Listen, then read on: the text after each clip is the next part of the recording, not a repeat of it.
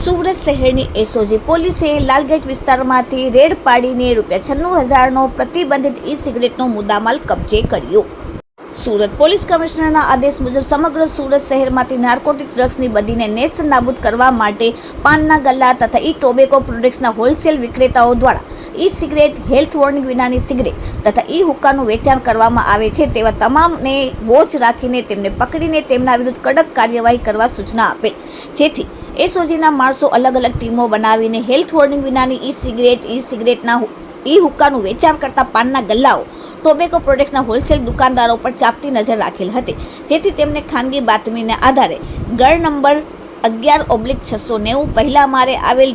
Dendi Taylor and ટેક્સટોરિયમ નામની દુકાન લાકડાના દાદર વાટે પહેલા મારે રેડ પાડીને આરોપી સુફિયાન પીર મોહમ્મદ ટેલર, ઉંમર 40, ધંધો ટેલરનો અને રહેવાસી ગળ નંબર 11/786 જુમા મસ્જિદની પાછળ રાબિયા મંજિલ ચોથા મારે ચોક બજાર સુરતને ઝડપીને તેમની દુકાનમાંથી ગેરકાયદેસર રીતે વેચાણ કરવામાં રાખેલ ઈ સિગરેટની અલગ અલગ કંપનીની કુલ નંગ 16 જેની કિંમત ₹96,000 ગણી શકાય તે એસઓજી પોલીસે કબજે કરીને લાલગેટ પોલીસ સ્ટેશનમાં ગુનો રજીસ્ટર્ડ કરેલ છે। Bureau report, daily India TV, Surat.